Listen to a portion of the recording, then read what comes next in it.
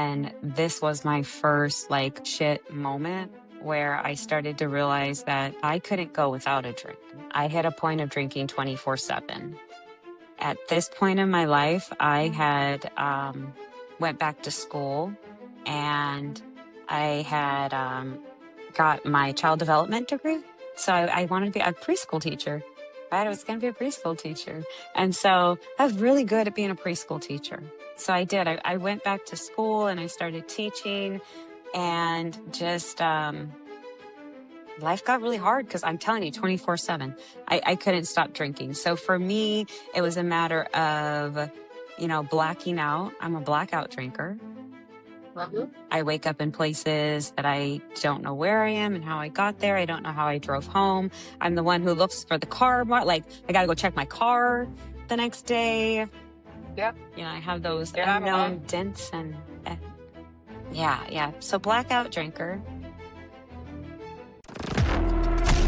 This is Rock Bottom with Ryan. No sugarcoating, no filters. The pain, the chaos, the truth. No bullshit. Just recovery.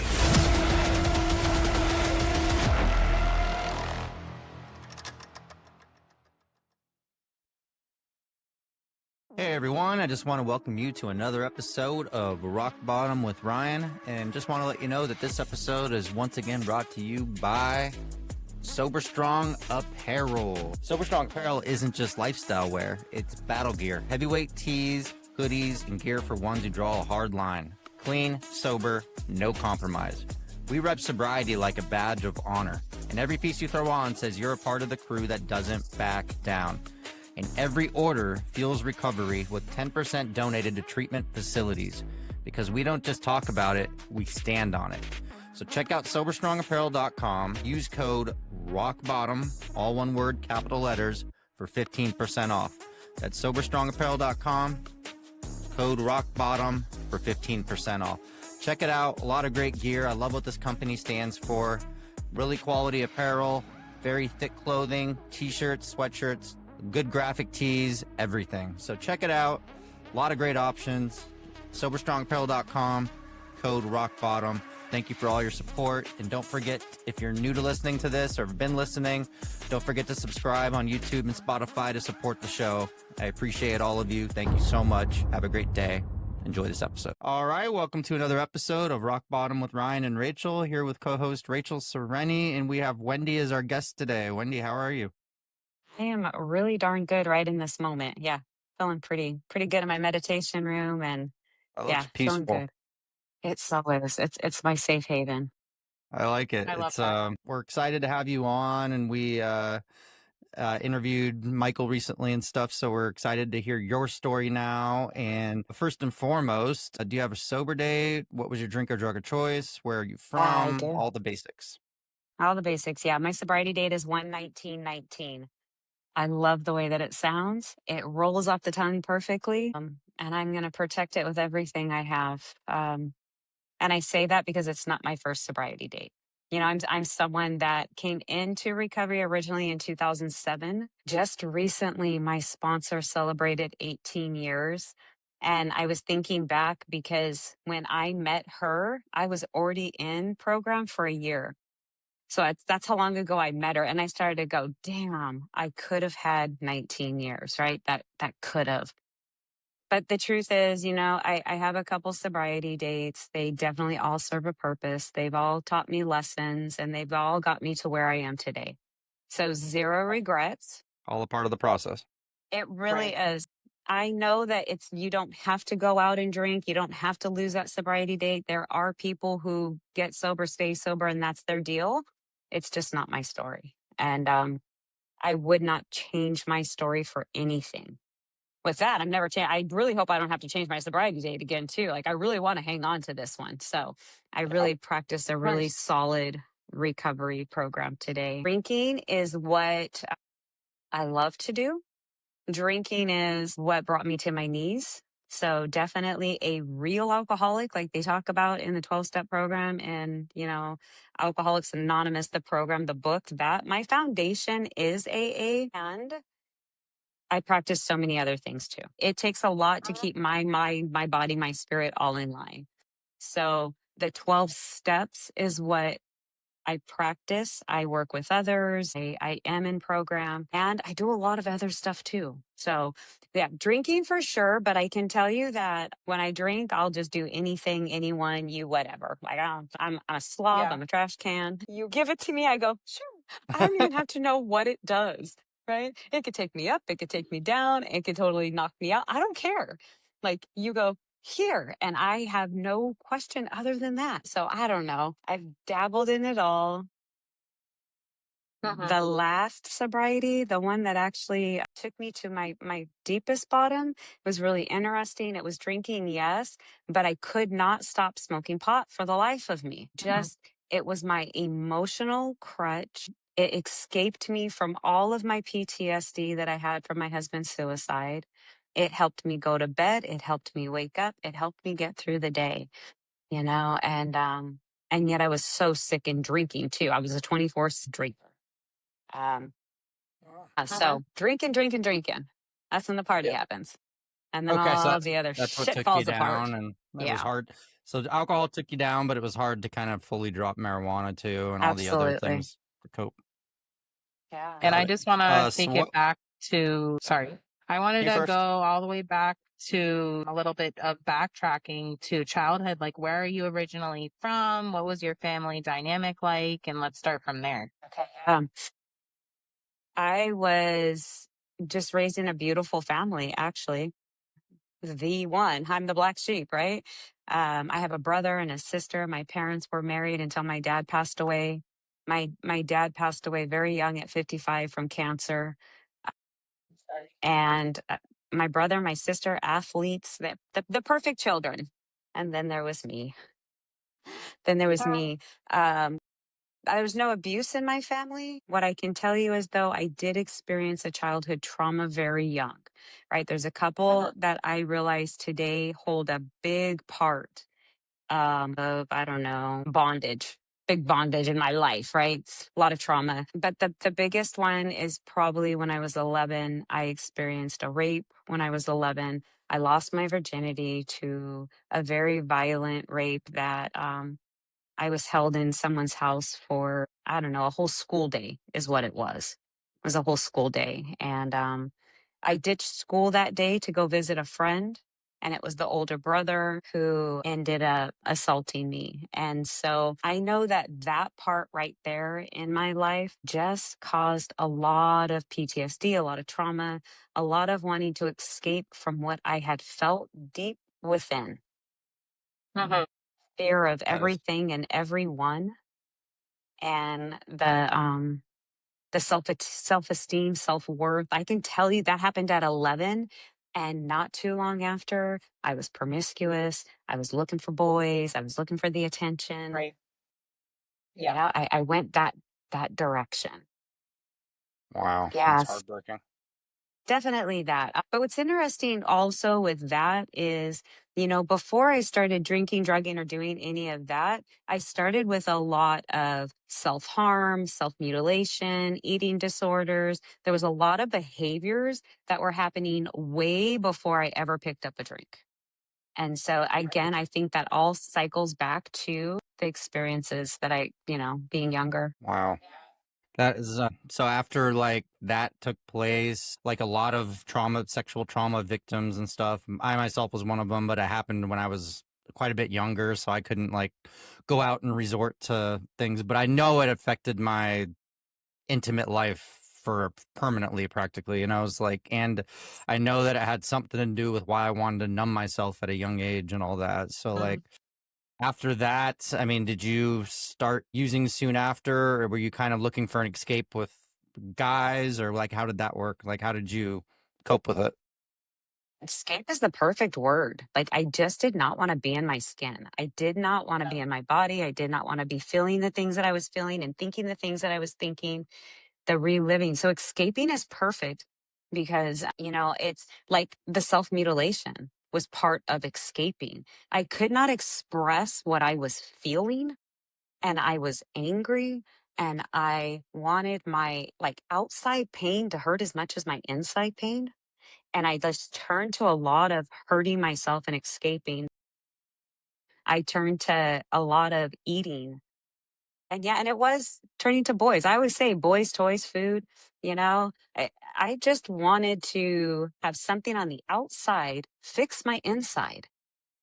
And I Yeah. say that now out of a lot of therapy. I didn't know that shit was happening. Like, I didn't know that's what I was doing. I know it today, trying to escape, but it definitely played a part and it carried with me because I got that reward of escaping from myself, and it just, came out later in substance use. And so the first time that I had a drink, it's really funny. The first time I had a drink was not even like to get drunk. I was being completely defiant. So I've been defiant my entire life. Like, so it was my mom who said, "See that stuff in the refrigerator?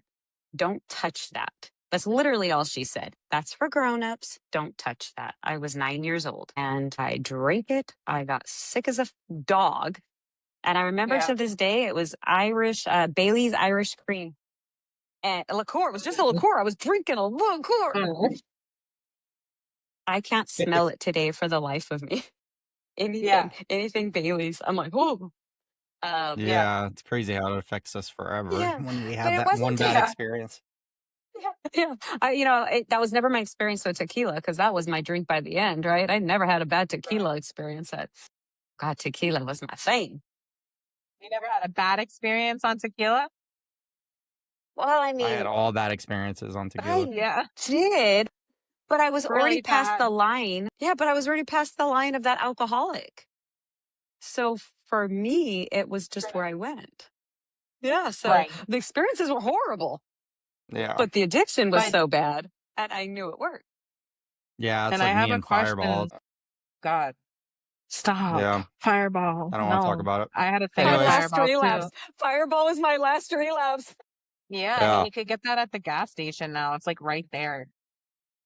yeah. But I have a question with you said that you were defiant, so that's why you drank for the first time. But tell us about the first time you got drunk to actually numb and escape, though.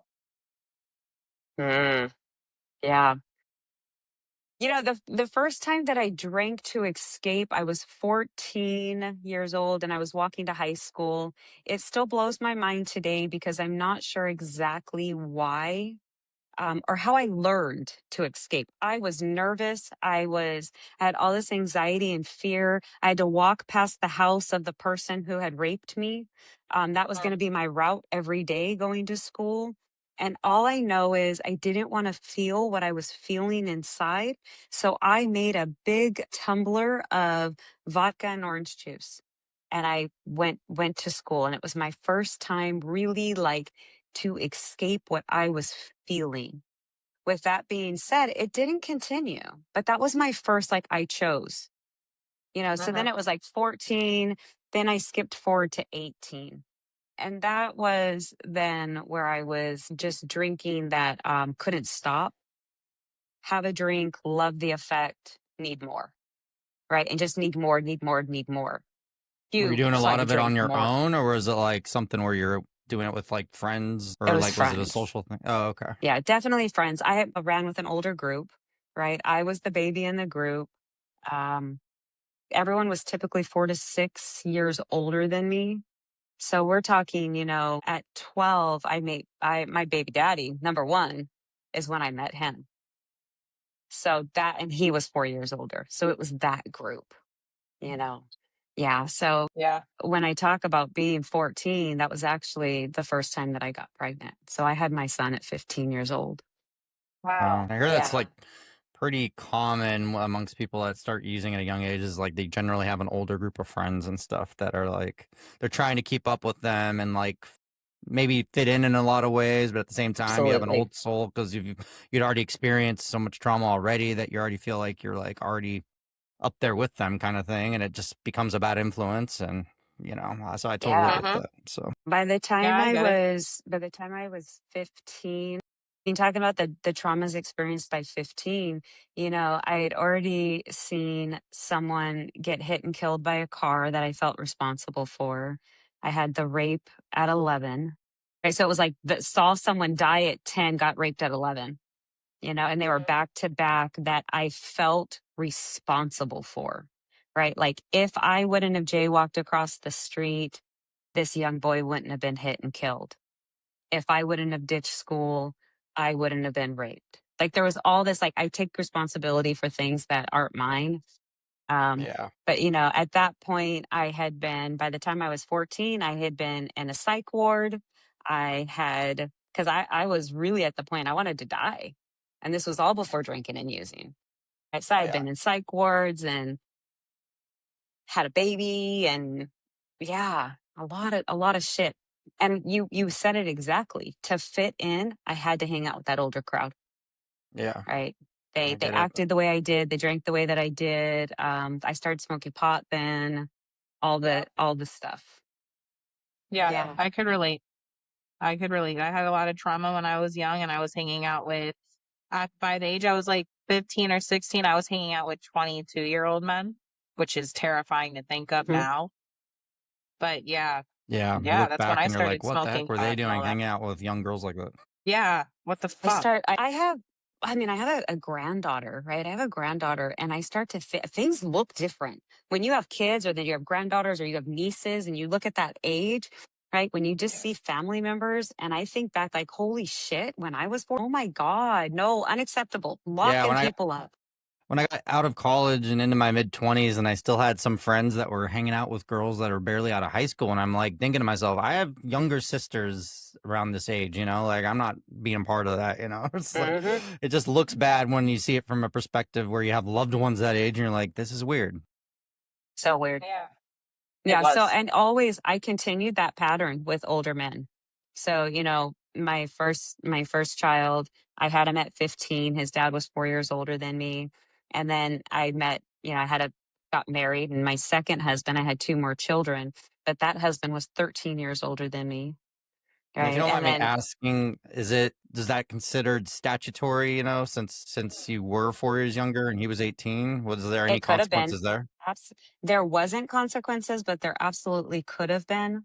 Yeah, did a lot of things and said a lot of things like, if you do this, I'll kill myself. I'll run away. I did a lot of that with my parents. And after I think that experience that I had being raped at 11, they were going to press charges. And really out of fear, I said exactly that. I said, because he told me he would kill me. He told me he'd kill my family, right? He was in a gang. He had weapons during the thing that happened. And so when my parents went to press charges and do things, I told them, I will kill myself. I will run away. And they didn't press charges. And I kind of did the same thing with the older boyfriend and it continued.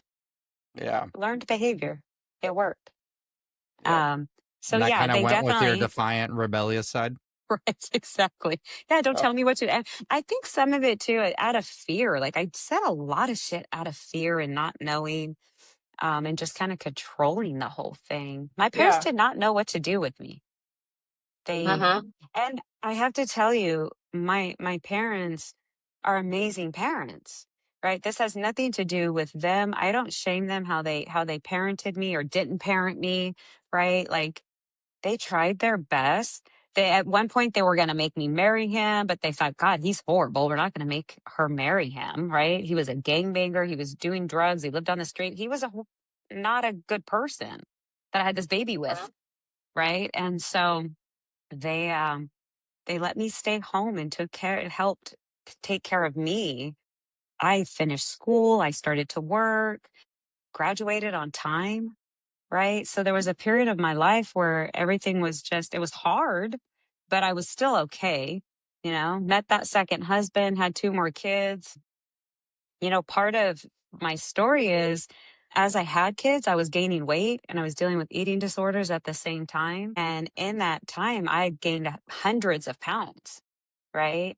So at one point, I was 350 pounds and had a gastric bypass. And when I had that gastric bypass, that is when my drinking changed. And it just, a switch got flipped on. For sure. yeah, I heard like the effects are way more intense after you get that surgery. Is that Yeah. right? Absolutely. Yeah, there's Yeah. so much proven like evidence right now, like scientific based, that when people have this, the chances of or the likely of going into some type of addiction, right? We switch. But a lot Mhm. of things physically are changed with alcoholism because the way our body processes it. So, you know, Yes. alcoholism does run in my family. My grandma's an alcoholic, a recovered alcoholic. And then there's like addicts and stuff. So I believe the gene was there and it got flipped on. Yeah. And when after you got the surgery, tell us about, so you went right back to alcohol soon after recovering? That's actually when my love for pills popped into this play. Like I started, yeah, drinking and using pills at the same time. I had that gastric bypass, lost some weight, started drinking and partying and having fun. Right, I was literally having fun at this part of my drinking. This is where it was good times. Right, I lost the weight and divorced the husband, and got a new man because that's what I do. I literally like die from like one relationship's going down, so I pick up another one and I kind of write them out together, and then I drop this one and then I take off with that one.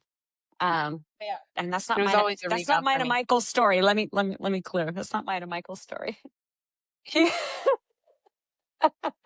he's the healthiest thing. He's the healthiest relationship I've been in. It's really interesting how both of us were so messed up in relationships before we found sobriety, got clean and sober, and did the work.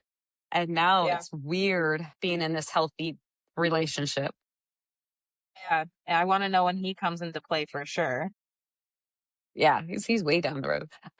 So when I lost, 150 pounds, I also divorced the 250-pound husband at the same time. So it was like I was free, and I started partying and I started having a good time. And I met my second husband. I met my second husband, Mm. and again, 20 years older than. So I Wow. Was went from that, 40. Go how ahead. old were you at that point? I was 25 when I met George. I was And was 25. was he a big drinker or user at the time, or were you kind of like hiding that in your relationships, or? No, it was so beautiful because he drank so much. He introduced me. He introduced me to all the fun stuff. I hadn't really experienced going out. I was a mom, right? So even though I had been dabbling in all of this stuff, I was still, like I had a good job and I had a nice car and I was living life well and paying my bills.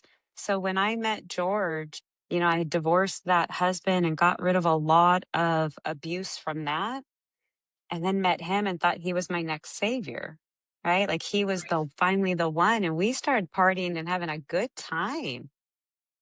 I met him, he drank an 18 pack a day, and that was just what he drank. He drank it in the shower, he drank it in the car, he drank it everywhere.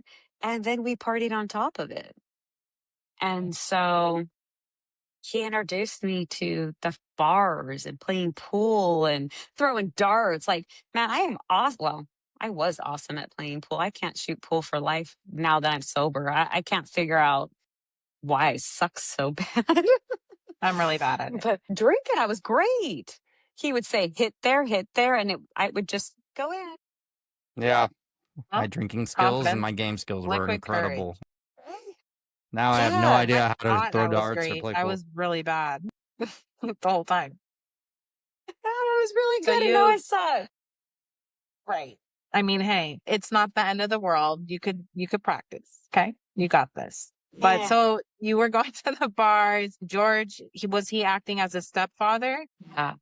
Yeah, when we got together, my youngest was 2 years old. My youngest was two. My oldest, they're all 4 years apart. And so at two, I had just discovered that my youngest was very speech delayed, he was diagnosed on the spectrum. He was having all these health issues. So that was my youngest. I was going through a lot with my youngest. And yeah, so he jumped right in and pulled stepdad and did well, did well. He was willing to accept them. We did not have any children together. I only have the three children. And he has three Mhm. grown children. And so yeah, there was Okay. that 20 years difference. We started really living life, enjoying the bars and shooting pool and vacations and all that good stuff. Mhm. my alcoholism took off really fast. I know this to be factual by the 12-step literature that it says that it hits women hard and quick, right? And so I got about 5 years of really drinking before it started to turn really ugly, and this was my first like shit moment where I started to realize that I couldn't go without a drink. I hit a point of drinking 24/7. At this point in my life, I had went back to school, and I had got my child development degree. So I wanted to be a preschool teacher. Right? I was going to be a preschool teacher. And so I was really good at being a preschool teacher. So I did. I went back to school and I started teaching, and just life got really hard because I'm telling you, 24/7, I couldn't stop drinking. So for me, it was a matter of, blacking out. I'm a blackout drinker. I wake up in places that I don't know where I am and how I got there. I don't know how I drove home. I'm the one who looks for the car. Like, I got to go check my car the next day. Yep. I have those You're not alone. unknown dents and yeah, yeah. So blackout drinker. But there was a certain part where I had a really good job at this really pristine preschool, and we dealt with high profiled parents. And so here they're paying $10,000, $15,000 a year for preschool. And I got this perfect job, and I can't show up. I can't show up, and I'm calling out, and I am, under the influence all the time. I'm How are literally your withdrawal either, symptoms? Like, oh, were you having to like, drink through those? not only was I having to drink through them, but, I mean, just to give an example, I would get up and have to take a few shots to be able to brush my teeth to get out the door. I'd I know eventually that get to, feeling. yeah, then get to the job.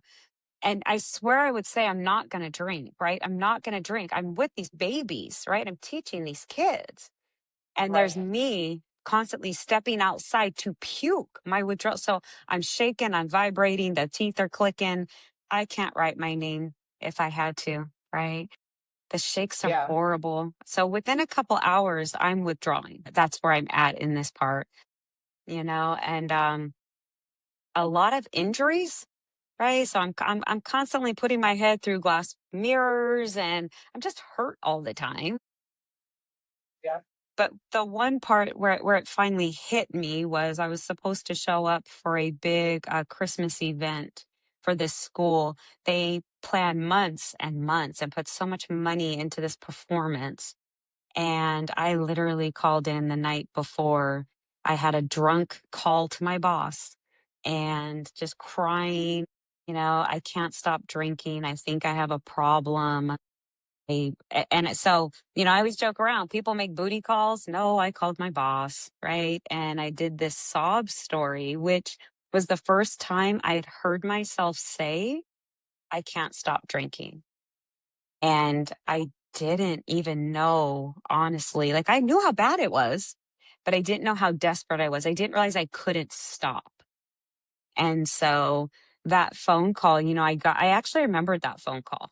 And I'm very blessed that I remember the phone call. As much as I was a blackout drinker, I'm so blessed that I remember the phone call because I got up the next morning and went, oh, fuck. Oh, like, what do I do now? So to save my face, right, I went to my doctor and I said, you got to help me. I'm going to lose my job. I'm going to lose my job. I can't stop drinking. What can you do? So the truth was, it was like I had that moment of I can't stop. I don't think I really wanted to, though. I just wanted to not lose my job. Yeah. And that's my truth. So, That's true. the cool How much do story you think you were consuming from sun up to sundown? gosh, my favorite bottle was the big jug with the handle, right? That when you take the drink, it goes gunk, gunk, gunk, gunk, gunk. Yeah. So Those will get you. I love that sound. I still hear it Yeah. today and I go, huh. It was all hard so alcohol then, I assume? yeah, it was tequila. It was I tequila. was about to And say. it was warm and it was in the closet, right? Like it literally was in my closet. And so I was, that big jug, wasn't having a problem polishing it off. I did a lot of maintaining. Like that was my maintaining drinking. We still went out. We still partied. Right. Yeah. So I don't know Not a how lot I of people know survived. about the maintenance drinks that you're having just to stay afloat, and then all of a sudden you're like secretly pre-funking before going out, and then people see you drinking while you're out, and you're out drinking people, and then you're drinking after people go to bed, and it's just, yeah, it's a horrible cycle. That It is really the is. story. Yeah. Or, George would come home too and he'd be like, why? Like, he would think there was hiding. I was even hiding from him at that point. Right. So, my daughter, she told me a story. My daughter right now is 30. And so I have 27, 30, and 34. And my daughter, she told me a story that they used to find my bottles hidden everywhere and they would dump them out. They just really hoped that if they dumped them, that it would stop my drinking. And the truth was, I was a blackout drinker. I did not know she was dumping out the bottles. I thought I drank it. I thought I hid it. I didn't know what happened to it. And we played this game for a lot of years where she would dump it and I wouldn't know what happened. And she thought that it would stop my drinking. And I remember when she told me that, ugh, broke my heart because I had bottles Yeah. everywhere, behind the bed, in the drawers, in the pockets, in the car, right? We took out the spare tire. We used to put alcohol in the spare tire. It was everywhere. You get really creative. Hell yeah. My mom, her hiding spot, she's sober now, so she doesn't mind if I share this story, but she's 2 years sober, but she would hide it like at the bottom of the laundry basket because she knows nobody in the house was going to be touching it except her, apparently. Same. And then my sister and I would try to hide them thinking we were helping, but it's like, if you're an alcoholic, you're going to go get it anyways. So it's like, you're going to Oh find a way. yeah. Yeah. I As a Yeah. have a mom, I was girlfriend who tells hiding a it. story. I'm sorry, what? No, as a mother myself, I was hiding it from my husband. I was hiding it from my son, but they all knew. But the laundry basket, I did too, Ryan. You could tell your mom, or if you're watching this, I did that too, because nobody else was going to go in the laundry. But my son, I used to think I was hiding it, but I would take shots. Like I would use literally the car seat, the seat, and I would hide in the front seat and take a shot while he was in the back seat thinking he didn't see me. So, like, it's the things we really Yeah. like don't think they're watching or not paying attention as parents sometimes in active addiction. And, the shame and guilt come with it no matter what. But you can't take back those moments. But yeah, they remember, or, my son told me that too, long into sobriety, and about a year into sobriety. I was like, damn. So Yeah, when I I was get that on the hospitalized, my moms. ex-wife was texting me while I was in the hospital recovering and going through withdrawals. And the last thing I wanted to know was like, she's sending me pictures of all these places she found empty Fireball bottles. And it was like, I was pretty creative. I like hid them in my golf bag. Like, when is my ex-wife going to go through my golf bag, And apparently Wow. I'd like filled that thing up and I'd stuffed them below the clubs and stuff. Like, I got really into it, but it's pretty sad What though. was what was the like how far into your sobriety were you still finding stuff? Jeez, I just found something like a month and a half ago, an empty bag of wine under a mattress, like Ew. bag of wine, because I would take them out of the box and just chug them at my worst, and Like I a would just year old? stuff them under the mattress. Yeah, and I was like, I had nobody to hide them from anyways. That's the sad part. Isn't I that the was best part? I was still being sneaky, but I just had a feeling somebody's watching me. Somebody's gonna come and they're gonna see what an alcoholic I am. So I'm gonna stuff this under the mattress and find it 17 months into sobriety. Yeah, I was a couple years. Yeah, I was a couple years, and I was finding them like in jacket pockets or in shoes, right? Yeah. In shoes, that's a good place. And it really, I still remember the being sober and finding an empty bottle and still looking at it and Yeah. seeing that little bit, right? That little, that backwash, Yeah. Yeah. and And it's thinking, even huh, and when you start finding them in your car too, it just like reminds you like, wow, I used to be so bad that I would just drink and drive all the time, like Yeah. all that gosh, stuff. So yeah. I get under that part of having to drink to be well. Like I was under the influence all the time. Right. So I would hit spots where I would end up being hospitalized. And those times my blood alcohol was 3. So what is it? Point zero. So 0.37 something, like, I don't know. I was like so far past, I was like going to die. And that's when I would be hospitalized. So I can't imagine like what my normal was walking through the day. Right. I had to be Yeah. Right. so intoxicated, so Yep. intoxicated. Mhm. But Yeah. So, I mean, at this point, I make that call. I get with my doctor. I was really blessed for my doctor. I was just working with a sponsee today and we were reading through the book. And I just picked up a new sponsee recently. And we're in the doctor's opinion because that's what I do. I believe in going through the book. And we're talking in the doctor's opinion. And in that part, it talks about how doctors didn't know what to do with alcoholics. Well, either did my doctor. When I went to my doctor, he's like, I could give you medicine. And he's like, but what you're telling me? He said, I don't know what to do for you. He said, but I can tell you that I have a brother who's 25 years sober and this is what he did. And then so he directed me and he's like, and you need to medically detox. He's like, you need to medically detox. And Amen. it was Did you ever have any interesting. seizures trying to quit on your own? Did actually before this point, I had hit a point where I was going to stop on my own and I stopped. I don't even know for how long, but my poor mother watched me go through seizures and wanted to call 911. And there was a moment of coming in and out that I looked at her and it breaks my heart when she told me this, and I told her, don't you dare call services. Do not call 911. Do not call. They will take my kids, is all I could say was, don't do that to me. They will take my kids. And my mom sat there and watched me with the fear of what might happen to me. Um, my mom was raised by alcoholic parents. My mom was raised in a very abusive alcoholic home. In fact, her dad died of alcoholism and from withdrawals. So it kills me to think that I said that to my mother as she's watching me reliving whatever she had lived, as a kid. Um, and just couldn't see anything except don't you dare. They'll take my kids. And you know what? My kids deserved to be taken from me at that point. Right. Like, I am so grateful I didn't lose my children. I am so grateful that I didn't get any DUIs or go to jail. But I am telling you, there's numerous cases that I should have. I should have been locked up. I should have had my kids taken away and I should have received numerous DUIs. And why that's not my story, I'm just grateful it's not. Mm-hmm. So, but yeah, I needed medical detox for sure. At this point, even when that doctor told me, I'm going to put you on this medicine, you need to medically detox. I'm going to send you these places and find this place. And I really thought I was ready. I still went on a run for 30 days. I started to drink and I don't remember the next 30 days, actually. They gave you And benzos and stuff to like yeah, taper. whatever they gave me. But I ended up in a detox. And so at this point, I've been dating George for 5 years. So that's where we were in our relationship. We were engaged. And I went into that detox and expected to come out and him still be here. And I came out and he was missing. And so we had to do like missing persons report. And we were living Like together at this literally point. missing. Jeez. He was literally missing. He stole my car and left. And so Jeez.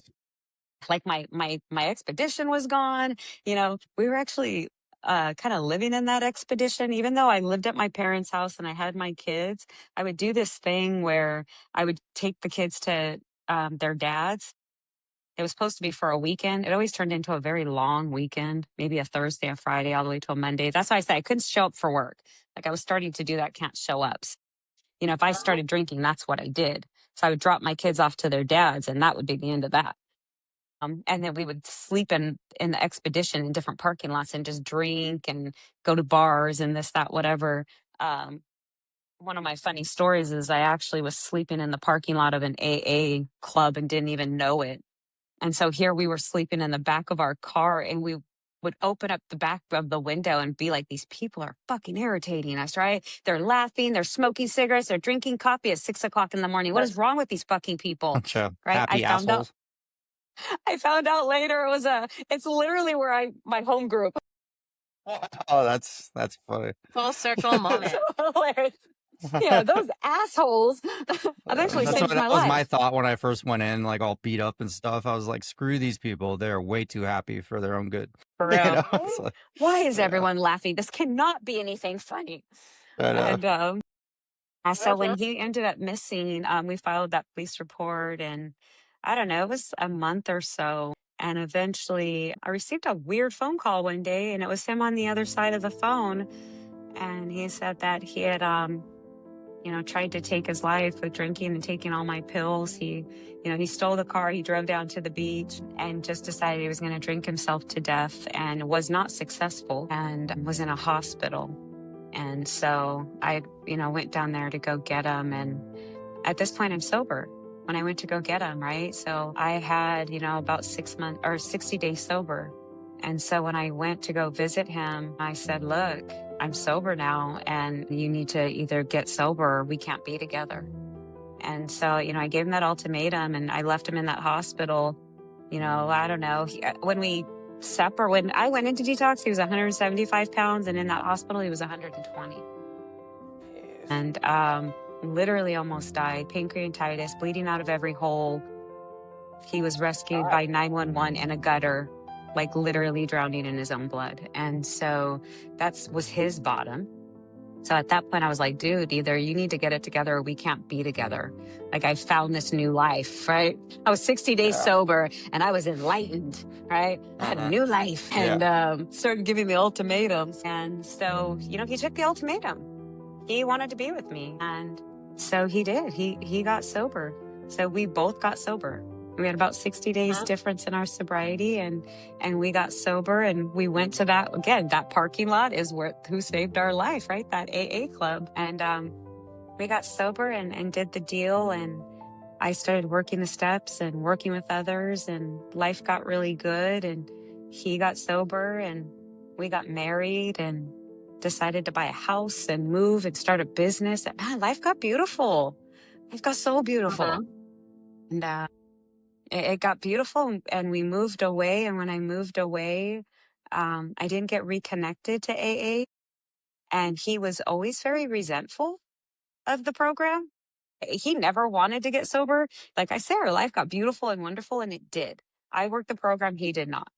He was very angry with AA, and he hated everything about it.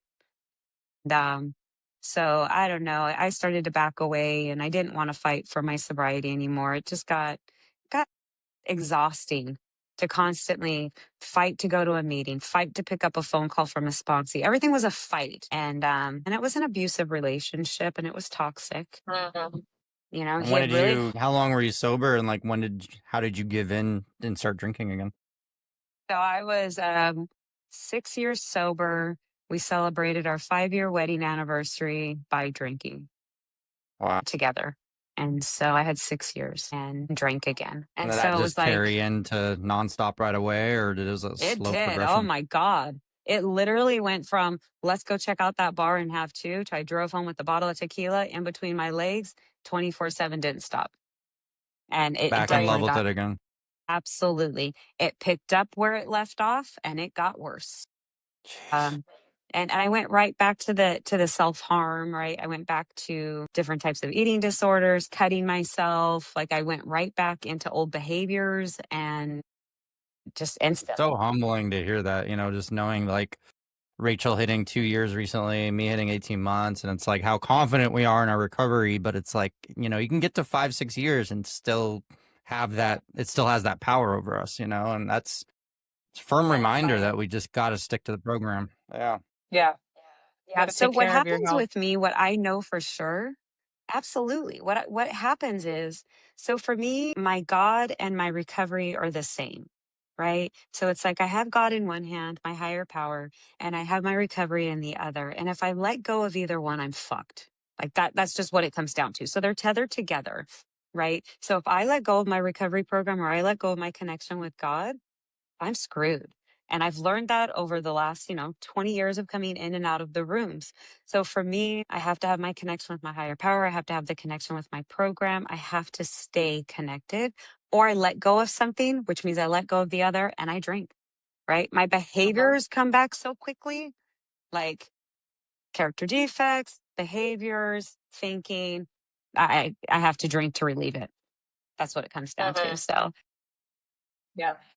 I see our time going, and so I'm gonna I'll fast forward without skipping like the really hard parts, because the really deep part with that is, um, I ended up drinking for about a year and ended up going back into the rooms. George Mhm. just couldn't get it again, right? That my husband, he just couldn't get it, didn't want to get it, didn't want to practice the program. The reason I mentioned God in recovery is because I had a year of sobriety and he just wouldn't do anything. And at this whole year of sobriety that I had, I was focused on getting him sober, getting him into a program, putting him in and out of detoxes, you know, just really trying to fix him. I just knew if I Mhm. fixed him, we'd be okay. And because it was so good before, I was just trying to get back to where it was. Just like that first drink, trying to get back to that, always trying to get back to that Yeah. first feel good feeling. Yeah. And seriously, right? Because I do the same thing with people. I do the same thing with, right? Yeah. Because it's behaviors too for me. Dopamine high. So, yeah. And so I lost that connection with my program. I lost my connection with God, and he couldn't get this thing. And he actually committed suicide. And so that Mm. is how our marriage ended. I'm so And sorry. so I had a year of sobriety. That was talk about having my world flipped upside down, having my kids' world flipped upside down. They were adult children by this point. We were together for 16 years. So they're adult children Yeah. by now. All my children, had moved out of the house. My two boys lived in Colorado. This happened the day before my youngest son's 18th birthday, the one who's on the spectrum. And thank God he was not living in my home. He had moved to go be with his big brother, to get like a summer job and to go. He actually decided to go to high school out there and he wanted to go to college in Colorado. So he moved out to Colorado for his senior year. And if you want to talk about a God shot, thank God, because it was the Mhm. day before his 18th birthday. And at the time that it was, he would have been coming home from school and he would have found his stepdad, not me. But because he had moved away previously, um, he didn't go through that, right? I was the one who had found him. And so year sober, I had this experience. It was about 6 months later that I relapsed. I relapsed and it was the most darkest time of my life. In and out of psych wards, just really wanting to die. Yet not wanting to die, not wanting to put my kids through the same thing that I already gone through. So I was in this, just in and out of psych wards. And so I mean, all the trials and tribulations you went through with him over the many years, over a decade, a decade and a half. I mean, that had to just break you, at the time. I mean, how did you crawl out of that? locked up 5150, no shoelaces and sharp objects. I that's what it took. It took for me to be locked up and for me to dry out, to get some medication, right? I needed to go on some meds. And I had always struggled with depression and anxiety. Again, the self-harm, diagnosed with different things, which is really interesting because I truly think that a lot of us get misdiagnosed as we're, going through addiction also. So, yeah, diagnosed with a whole bunch of different things. And bottom line, today I take very minimal medication. I still take medication, but very minimal. Okay. But I do. Yeah. Oh, hell yeah. No I'm judgment. all for, like, I'm on I'm 5 different medications. telling you, Yeah. Wellbutrin, Wally B. I'm telling you exactly. So here's the thing. This is why I believe I'm able to stay sober today, because I maintenance my mind, my body, and my spirit, right? So I have my 12-step program. I have my spiritual program. I have my doctors, my therapist, right? So there's a whole thing here. It takes a lot of managing. My biggest thing that I learned from George taking his life, and it's to this day, I can't say it's not a regret because it's a huge lesson that I've learned, but I no longer say that AA is the only way. I no longer say that this is how you have to do it, right? I gave him Mm. that ultimatum and he took it and it improved his life. And it also, I think, kept him for looking for other things. And that just gives me the chills from head to toe because it breaks my heart that I played a part in that. I feel like His story's his story, and I don't have control over whether he took his life or not. I know that there's nothing I did to cause that, and there's nothing I could have done to stop it. But I also know that the things that I said had power in them too, right? There's a responsibility. And I don't believe that there is one way to get clean and sober. I don't believe that, like, whatever you do, there's just no wrong way. Find it, search for it, and hang on to it. And it When sounds it like doesn't you've work, look for incorporated something else. things like on top of that, you've incorporated, working on yourself, but yoga and like meditation and stuff like that has been helpful. Yeah. Yeah. Today, my life looks so different. It looks so different. So, yeah, I've ended up losing. So, the weight that I've lost has been 220 pounds. I think I've lost a total of 220 pounds. Oh. I'm a fitness instructor, a meditation teacher, and yoga instructor. I work in the drug and alcohol rehabs today, too. I work for a local community center here in my city. And, I still am in program. I still sponsor others, and I still work a 12-step program. In fact, it's where I met Michael, right? So a lot of things in So my cool. life have come full circle. So many things have come full circle in my life. And It's I amazing. love that. he is definitely one of my biggest blessings, right? The relationship with my kids that's been healed. I can't even tell you the shit that I've put them through, the abuse they have been through. I have put them in horrible situations to be abused and harmed, and they have had to do their own healing from that. I've had to do my own healing from that. And today we all have a beautiful relationship, and I can't tell you how blessed I am and how successful and well off my kids are. My relationship with my mom, holy heck, right? Yeah. She's my biggest cheerleader, and she always has been through all of it, right? Yeah. From a baby at 15 to all of the stuff I put her through. She has never stopped cheering me on. And today I get to be her biggest cheerleader, and I help take care of her. It's amazing. When my dad passed away when he was 55, I was drunk and I was not sober. And I did not show up for him the way that I could have or should have or wish I would have, kind of thing. But my mom, after being a widow for 19 years, she actually remarried a man. And they were married for a few years. And I was able to be a good daughter to him. And I was able to take care of him on his deathbed. Right. So I got to do that for my mom's husband. So I got to wrong a lot of my rights, through living amends and other people. Meeting Michael was interesting because after, my husband's suicide, I ended up getting into another toxic relationship. Because I'm telling you, I can't be alone. And Yeah. so I did get into another toxic relationship. And what that taught me was that, man, I was a mess. Right? Because I no longer was drinking and drugging, and I no longer had the abusive husband. I no longer could blame the rape or this or that. And I was back in this toxic relationship, and I was like, fuck, it's me. Right? And so I did a lot of healing and a lot of work through therapy, and that toxic relationship ended. And it was after all of that that I met Michael. Right? So I kind of got shot into his life, and today we live a very beautiful life. We live together and have two separate programs, right?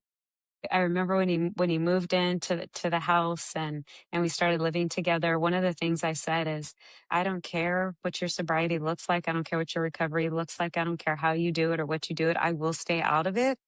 I don't care what you're doing as long as you're doing something. Yeah. Yeah. As long as you're And doing something. and he exudes positivity, so I'm assuming your guys' relationship is just very encouraging and you guys support each other really well.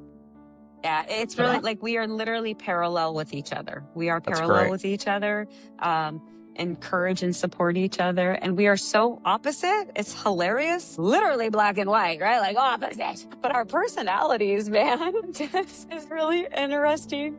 And where I am just over the top, he's mellow. And where I'm mellow, he's over the top. It's really, we balance each other and it's fun. It's fun. He is authentically himself and he allows me to be authentically myself, right? So being in relationships where I've been told I'm too much, I'm too emotional, people can't handle me, I'm definitely not too much for him because he's my person. So it's kind of cool. That's something that I've realized in my sobriety and getting healthy is I'm not too much for the right people. Right. So Exactly. I'm really careful. I'm really careful who I let in my circle, who is in my safe circle, right? My trusted circle. And so it's very small. It's very small. But yeah, so I teach yoga today and meditation and work with others. And, my big dreams right now, I have to tell you, is I really want to get out into, the middle schools.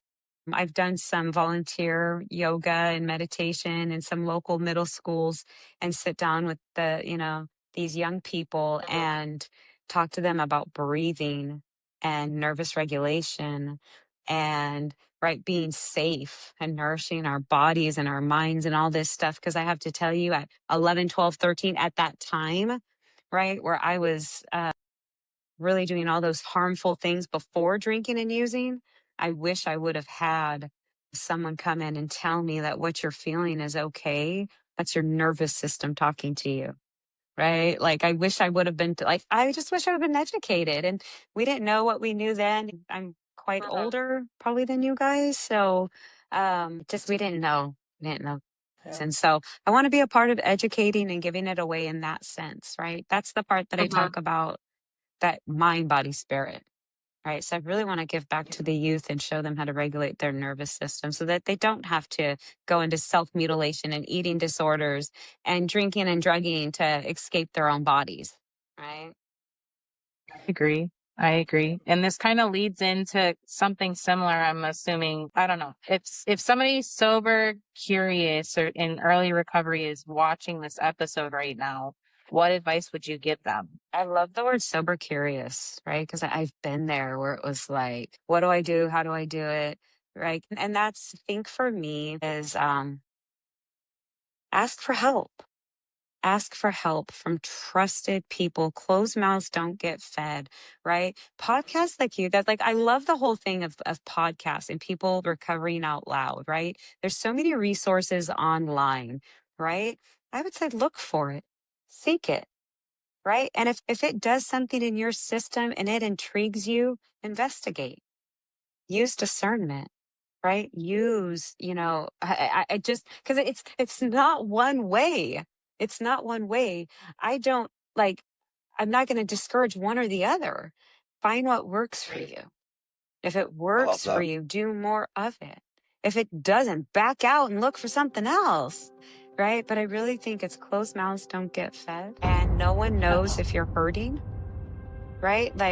So many times we sit at home and in that isolation, that dark moment, and we're so dark but here's the thing, no one knows you're there. No one knows you're doing that. Right. So it's reach out, ask for help. Yeah. I think when you say curious, that tells me that they're looking for something. Keep looking and don't stop till you find it. I love that. I love that. You worded it perfectly, honestly. So thank you so much, Wendy, for sharing such vulnerable moments of your past. And 7 years sober is incredible, honestly. And just hearing about all the toxicity and the trauma and the tough things that you had to overcome. And now you're with Michael and you're happy and you're practicing everything on a daily basis. And it's really inspiring. So really appreciate you being on the show today. It's been such a pleasure and an honor, and anything just to get that message out there, right? Just to share the experience, strength, and hope, and let everyone know it looks sacred growth, different. Coming home to self. I love some of the stuff that you put on there. It's great. Thank you. Yeah, stalk me some more. All right. And post it all over the place. Let's all stalk And each it's, other. You know what? I'm trying to get 1,000 followers on Instagram because I can't go live. It's such a bullshit thing. I can't go live on Instagram because I don't have enough followers. Instagram doesn't think I have anything Breezy to say. BreezyWend for our listeners out there. Click Go follow, hit her up for advice. Yeah. Well, thank you so much, I Wendy. appreciate you guys. You too. Thank you. Seriously. Yeah. Rock Bottom with Ryan. No bullshit, just recovery.